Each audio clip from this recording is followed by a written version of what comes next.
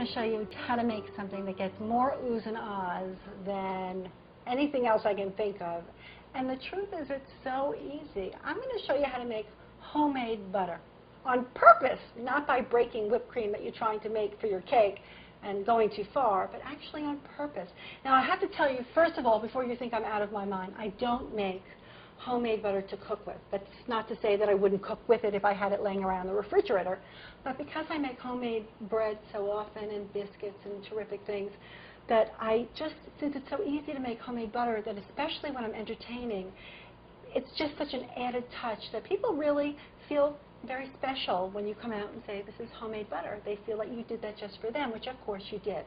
So let me show you how to do it. All you need is a good finger to press the button on a food processor. I'm going to take some good, heavy cream. Let me explain what that means. When you go to the supermarket, you're going to see cream that unfortunately most often says ultra-pasteurized. What that means is that the cream has been heated to a certain temperature, about 300 degrees, and it's kept there long enough to retard spoilage, to take out bacteria so that it doesn't spoil. It has a longer shelf life. You'll be able to tell, even if it didn't say ultra-pasteurized, if you look at the date, and it's 3 weeks from now is the due date of when you have to throw it out, then you know it's ultra-pasteurized. What you want is cream that's just pasteurized, meaning it's been heated, but briefly, and then it's been cooled, so it protects the fresh flavor. Of course, it doesn't have the same shelf life, and if you don't get this in your market, what you need to do is to go to your shopkeeper and say that you really want pasteurized cream, and then you need to tell your friends that they should buy it too, so that your shopkeeper feels there's reason, because of course they don't want to be sitting with cream that goes bad because nobody wants to buy it. So again, so this is really good pasteurized cream. I'm going to add this to my food processor.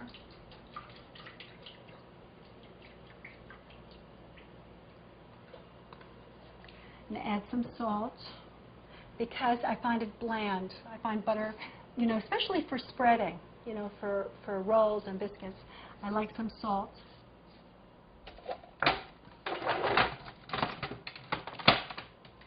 Now what I'm going to do is I'm going to turn on this food processor and I'm going to let it just go. It's going to thicken. At first it's going to become whipped cream. And I'm going to let it stay that way until it breaks into two components, which is liquid buttermilk. You know, not the stuff that's cultured in the carton in the supermarket, but this is real, true buttermilk. And then you have butter, the butter fat.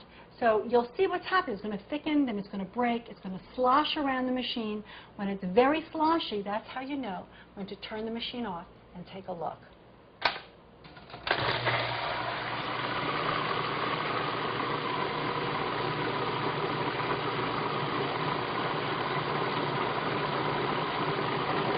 This is going to take several minutes.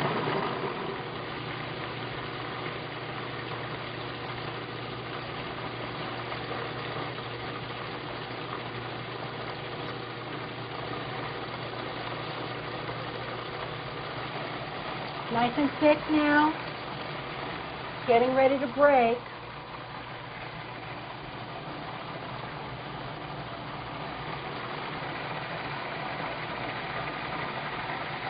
Here we go.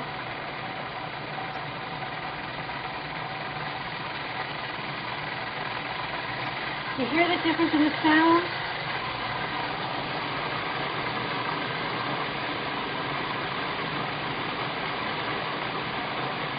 See all this sloshing liquid?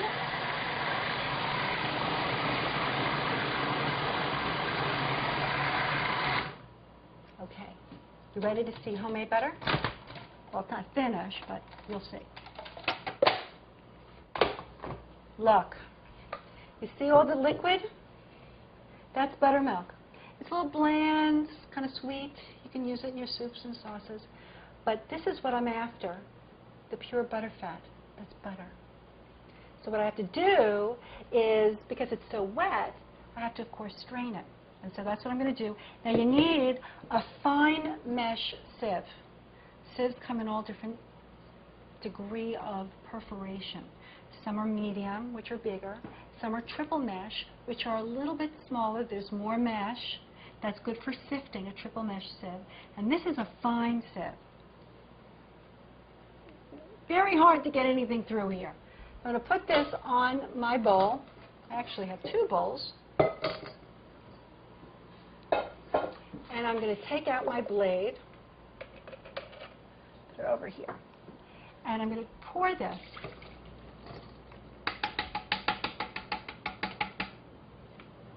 into my sieve. And now I'm going to just, see all that, look at all the buttermilk. I'm going to take my hands and knead it a little bit.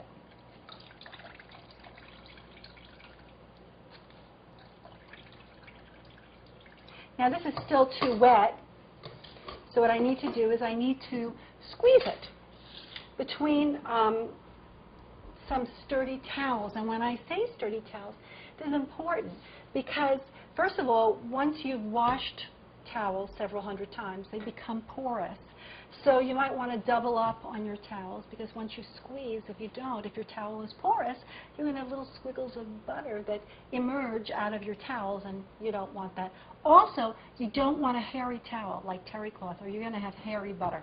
Okay? So you want a non-hairy, strong towel.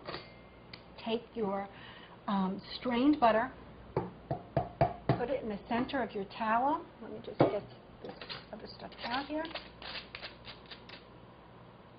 And now I'm just going to wrap up this butter, and I'm going to squeeze it. Really squeeze it.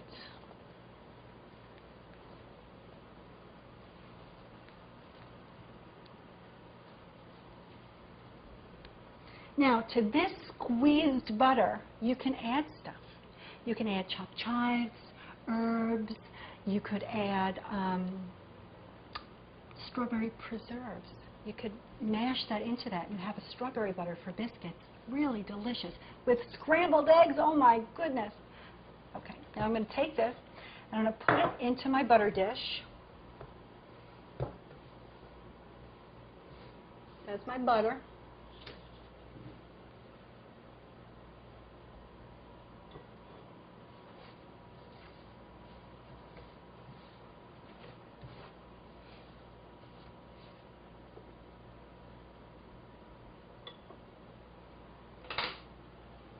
Take my towel, a dry spot, fold it over, and use the towel to help fit it into my butter dish so it fits totally into the dish. Use your fingers to help it coax it into position, depending on the, this could be in a bowl, it could be in any shape that you want. Just do that. You take this and you want, again, you want to press down to get any remnants of buttermilk that happens to be left. Take the towel and just wipe it. This is a decorating comb. I love these things. They're cheap and they really make cooking fun.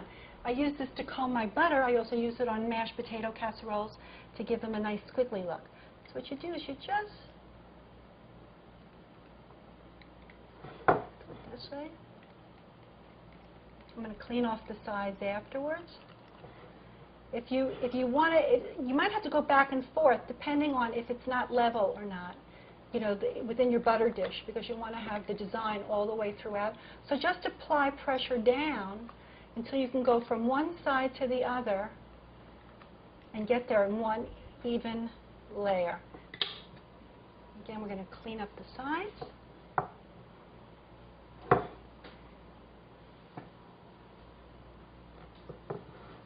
Take a little bit more salt.